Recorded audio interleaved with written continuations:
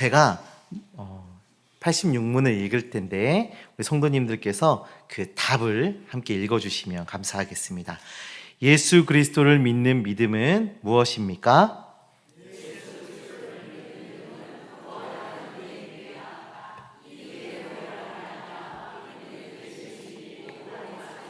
우리에게 제시하신 대로 오직 그만을 받아들이고 의지하여 구원을 얻습니다. 네. 우리가 읽은 이 문답을 짧게 요약을 하라고 그러면 믿음은 구원의 은혜입니다. 입니다.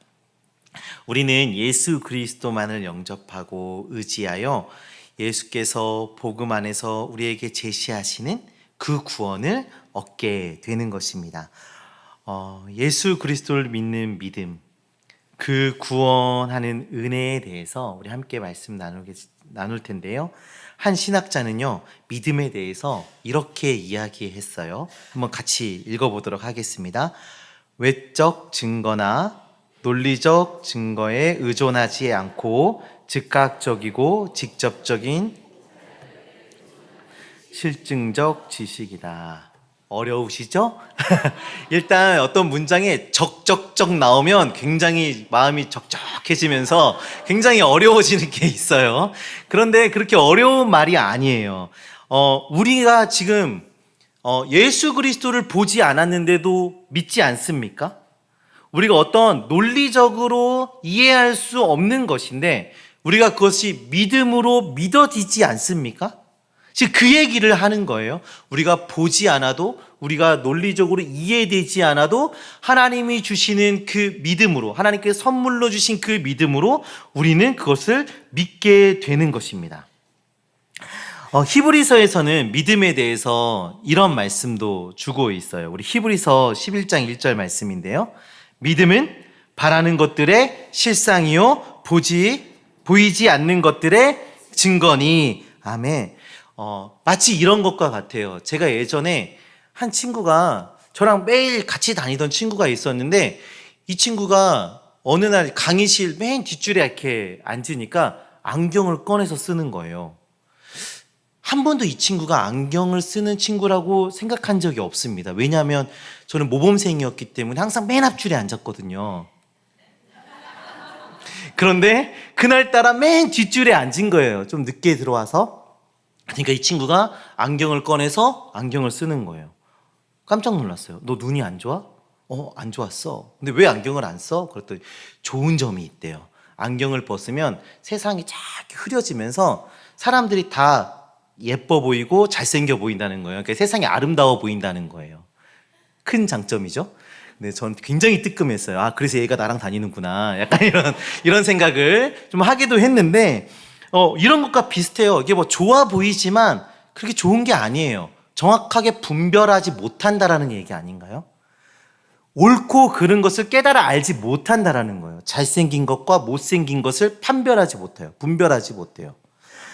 이것과 비슷한 원리로 우리는 원래 실상을 보지 못한 흐린 눈을 가지고 있었어요. 그래서 무엇이 진짜 아름다운 것인지, 그래서 무엇이 그러지 못한 것인지를 분별할 수 없는 눈을 가지고 있었다라는 거예요. 그런데 하나님의 은혜로 그 믿음이라는 안경이 우리에게 주어져서 우리가 보게 됩니다. 하나님을 인식하게 되고 천국을 소망하는 그 눈을 소유하게 되는 거예요. 하나님이 우리에게 믿음이라는 안경을 주셔서 이 일을 하시는 분은 분명 하나님이세요.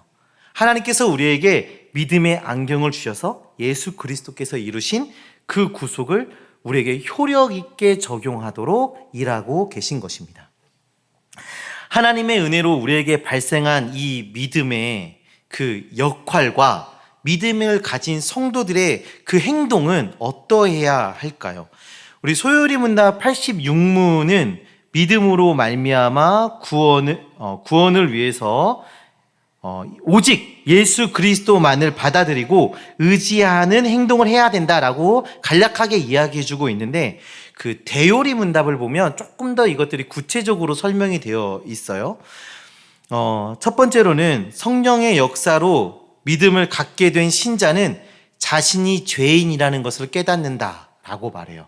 우리가 믿음을 얻게 되면 내가 죄인이구나 라는 걸 깨닫게 된다라는 말이죠. 그전에는 죄에 대해서 좀 무감각하고 묻어냈었는데 죄는 죄인 것 같은데 사람이 그럴 수도 있지, 이렇게 넘어갈 수도 있었는데, 믿음이 딱 생기자마자 마치 통풍과도 같아요. 통풍, 바람만 스쳐도 아픈 통풍처럼 우리가 민감해지는 거예요. 죄를 스치기만 해도 이게 죄구나, 이게 나한테 있어서는 안 되는 죄구나 하고 깨닫게 되는 거예요. 그전에는 죄로 여기지 않은 것들이 죄로 인식되기 시작합니다. 이게 믿음의 역할, 그리고 성도의 행동인 것이죠. 두 번째로는 죄로 인한 인생의 그 비참함을 느끼면서 그 상태에서 사람이 스스로 벗어날 수 있는 능력이 없다라는 것을 깨달아요. 믿음이 생기면 어떠한 피조물로도 내가 구원을 받을 수 없다, 뭔가 다른 것이 필요하다라는 걸 깨달아져요. 그리고 그 다른 것이 무엇이냐? 예수 그리스도다 라는 것을 깨닫게 되는 거죠. 그래서 예수 그리스도만이 우리의 구원자 되심을 받아들이고 인정하게 되는 것입니다. 이 믿음의 역할에 대해서 여러 가지들을 말할 수 있는데, 가장 중요한 역할이 바로 이것입니다. 예수 그리스도만을 수용하고 받아들이고 의지하게 되는 것. 예수 그리스도만을 받아들이고 수용하고 의지하게 되는 것입니다. 오늘 이 86문, 소율이보다 86문은 이런 아주 핵심적인 우리의 믿음의 모습을 간략하면서도 강하게 이야기해주고 있어요. 이 믿음이라는 단어는 성도에게, 우리 신앙인들에게 매우 중요한 단어죠. 그래서 신약 성경에서는 이 믿음이라는 말이요 252번이나 등장합니다. 모든 단어가 그렇듯이 이 믿음에는 어떤 전후 문맥이나 이런 것을 따라서 그 의미가 조금씩 다르게 등장을 하는데, 우리가 이 시간에 한번 그 믿음이라는 단어에 대해서 조금 살펴보고자 합니다. 믿음의 4종류와 3요소를 살펴보고자 하는데요. 믿음의 4종류입니다. 그 첫 번째는 역사적 믿음이에요. 첫 번째는 역사적 믿음. 역사적 믿음은 실제로 일어난 사건에 대해서 그대로 인정하고 수용하는 상태를 이야기합니다. 이 역사적 믿음에서 영적, 도덕적, 실존적 의미는 중요하지 않아요. 그 의미는 중요하지 않아요. 그냥 실제 일어난 그 사건을 그대로 받아들이는 거예요. 예수님 당시의 사람들이 예수님께서 죽으시고 부활하신 것을 눈으로 봤어요. 그렇죠? 그러면 예수라는 사람이 있었는데 십자가에 달려서 죽었다가 다시 살아났어. 이 사실 그 자체만 믿는 거죠. 이 믿음은 참된 믿음하고는요 좀 거리가 있습니다. 예수님의 죽음과 그 부활이 우리의 구원과 어떻게 연결되어 있는지 깨닫고 거기에 맞게 삶의 방식과 목적이 변화되어져야 그것이 진짜 믿음인데, 그런 것이 없어요. 그냥 그 사실만 알고 있는 거예요. 성경에서도 이 역사적 믿음에만 머물렀던 사람이 등장을 합니다. 사도행전 8장을 보시면 마술사 시몬이 등장을 하게 되는데, 이 마술사 시몬이 빌립을 통해서 복음을 들었어요. 그리고 세례도 받았어요. 그리고 이 복음을 전하는 사도들을 따라다니면서, 주의 종들을 따라다니면서 여러 가지 표적들을 봤습니다. 여러 능력이 나타나는 것을 봤어요. 그런데 그 마술사 시몬이 어떻게 합니까? 그것을 돈을 주고 사겠다라고 해요. 돈을 주고 사겠다. 사도들이 보여줬던 그 행적과 그 표적은 실제적 사건으로 인정을 했지만 그 의미를 발견하지 않았습니다. 그 의미가 그렇게 중요하지 않았던 거죠. 역사적 믿음에만 머물러 있었던 사건입니다. 자, 두 번째는요, 이적적 믿음입니다. 이적적 믿음. 우리가 앞에도 적적했는데, 이적적 믿음. 자, 이거는 뭐냐면 내가 이적을 행할 수도 있고 다른 사람이 이적을 행할 수도 있다라는 것에 대한 믿음이에요. 이 믿음이 구원의 믿음과 분리돼서 나오는 유명한 사건이 있는데, 누가복음 17장에 나옵니다. 예수님께서 10명의 나병 환자를 치료해 주셨어요. 그렇죠? 그런데 그 중에 9명은 치료를 받고 그냥 예수님을 떠나서 돌아가 버리고 한 명만 예수님께 와서 감사하며 경배하는 장면이 나옵니다.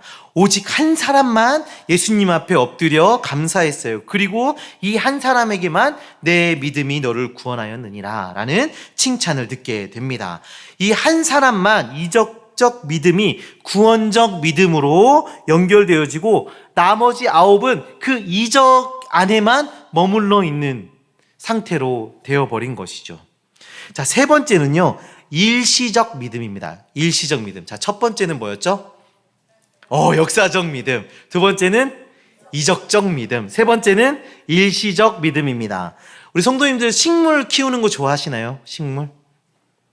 저는 큰 은사가 있는데 저희 집에 식물이 들어오면 다 말라 죽이는 은사가 있어요.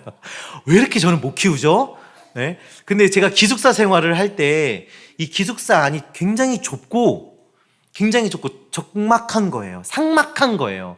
그래서 뭔가 살아있는 걸 놓고 싶다라는 생각이 들어서 그 꽃시장에 가서 해바라기를 샀습니다. 너무 예뻐 보여서 샀어요. 그래서 그거를 큰 분에 분갈이를 해줘야 되는데 요것보다 조금 더 큰 컵 같은 데다가 이렇게 담아서 놓은 거예요. 어떻게 됐을까요? 며칠 뒤에 말라 죽었어요. 이게 해바라기는 뿌리가 굉장히 깊게 뻗는 식물인데 이 작은 컵 안에다 심어놨으니 얘가 버틸 수가 없는 거죠. 이 일시적 믿음이 마치 그와 같습니다. 뿌리가 깊게 내리지 않고 그냥 겉도는 믿음이에요. 마치 처음에는 구원적 믿음에 도달한 것 같으나 그러지 못한 믿음. 그 예수님의 씨 뿌리는 비유 중에도 나오죠. 돌밭에 뿌려진 씨와 같은 그런 믿음이 바로 이 일시적 믿음입니다. 이제 네 번째로 우리가 진정으로 추구해야 할 믿음이 나오는데 진정한 구원적 믿음입니다. 하나님께서 선물로 주신 그 믿음. 중생한 자는 하나님께서 주신 이 믿음에 의해서 이전과는 다르게 느끼고 선호하며 행동하게 되는 것입니다. 그 세순 유치원이 휴원하기 전에 제가 이제 주중에 근무하고 있으면 그 유치원에서 그 활동하고 있는 아이들의 소리가 들려요. 이제 간혹 크게 음악도 틀고 애들이 막 어떤 활동들을 하게 되면 엄청 크게 소리가 막 우와 우와 막 이런 소리가 들리거든요. 그런데 놀랍게도 그 안에서 선생님이 저희 자녀를 부르는 소리가 들립니다. 누구야 누구야 부르는 소리가 너무 선명하게 들리고요. 제 자녀의 목소리가 거기서 들려요. 우리 그 성도님들도 그런 적이 있지 않으십니까? 뭐 놀이동산이나 어디 사람들 많은 데 가서도 그 제 자녀의 목소리는 분명하게 들리는 거예요. 왜 그렇게 들릴까요? 제가 지향하고 있는 방향이 거기에 있기 때문입니다. 제가 선호하는 방향이 그 자녀에게 있기 때문에 자녀를 부르는 소리, 자녀의 목소리 이런 것들이 그 군중의 소리 속에서도 분명하게 들려지는 거예요. 마치 이것처럼 우리가 구원적 믿음을 얻게 되면요, 우리의 삶의 방향성이 그 지향점이 바뀌게 되는 거예요. 아담의 범죄 이후에 인간의 그 의식은 죄와 자기 자신을 지향하게 되어 있습니다. 그런데 중생한 자는 선물로 받은 그 믿음으로 말미암아 그 지향점이 바뀌게 됩니다. 우리의 생각과 행동이 성경의 가르침에 따르게 되는 것입니다. 이것이 구원적 믿음인 것입니다. 성도님들, 우리가 지향하고 있는 것은 무엇입니까? 하나님의 말씀대로 살아가기를 원하고 계십니까? 그것을 향하고 계십니까? 우리에게 주신 하나님의 그 말씀이 자라고 성장하고 구원적 믿음으로 살아내는 주의 백성들 되어지시기를 간절히 소망합니다. 자, 믿음으로 살아가기 위한 3가지 요소 짧게 전달하겠습니다. 먼저는 지식이에요. 지식. 예수 그리스도만이 우리의 구원자 되신다는 그 지식이 우리 안에 있어야 하는 겁니다. 두 번째로는 동의예요. 동의. 단순히 지식으로 머무는 것이 아니라 이것이 실제다라는 동의가 우리 안에 있어야 되는 거예요. 그리고 세 번째로는 의지입니다. 한 예를 들어볼게요. 한 청년이 외모, 직업, 성품 등 뭐 여러 가지 조건들이 마음에 드는 사람을 만났습니다. 그러니까 저를 예를 들면 어떤 자매가 있는데 외모도 너무 내 스타일이고 직업도 너무 좋고 성격도 너무 좋고 신앙생활도 너무 잘하고 너무 완벽한 자매를 만났어요. 자, 그럼 바로 결혼할 수가 있습니까? 아니죠. 그 만난 거는 지식이에요. 지식. 그렇죠? 그러면 그 안에 우리가 가만히 알았어. 만났어. 지식. 그리고 괜찮네. 이 사람 너무 좋네. 이제 동의가 들어갔어요. 그러면 이제 어떻게 해야 됩니까? 의지를 보여야 돼요. 교제도 해야 되고요. 같이 시간도 보내야 되고요. 나중에는 프로포즈도 해야 돼요. 이런 어떠한 의지와 행동이 뒤따라야 됩니다. 어떤 결단이 뒤따라야 하는 겁니다. 즉 우리의 영혼의 방향이 바뀌어져야 한다는 거예요. 지식으로 알고 동의하고 그것을 의지를 가지고 삶의 방향성이 바뀌어져야 하는 것.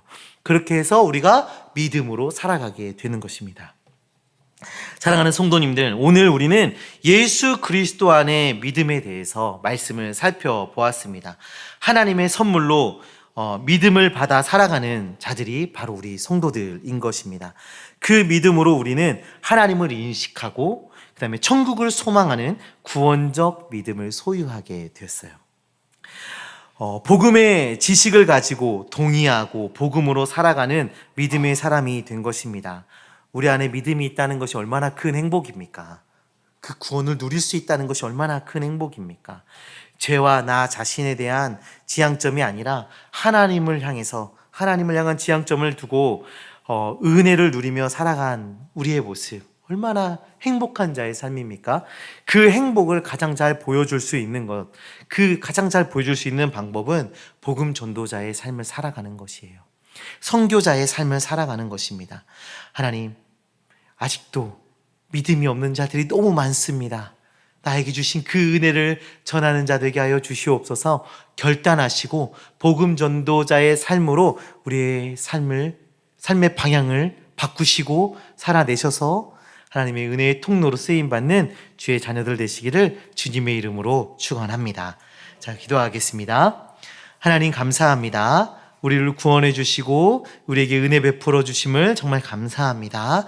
그 구원하신 은혜를 마음에 새기고 그 복음을 전하는 삶을 살아가는 우리 되게 하여 주시옵소서. 하나님과 동행하는 자의 삶을 살아가게 하여 주시고 말씀대로 살아내는 자 되게 하여 주시옵소서. 우리의 그 착한 행실을 통하여서 하나님을 알지 못한 자들이 주님 앞에 돌아오는 놀라운 역사를 경험할 수 있도록 주님 역사하여 주시옵소서. 예수 그리스도의 이름으로 기도합니다. 아멘.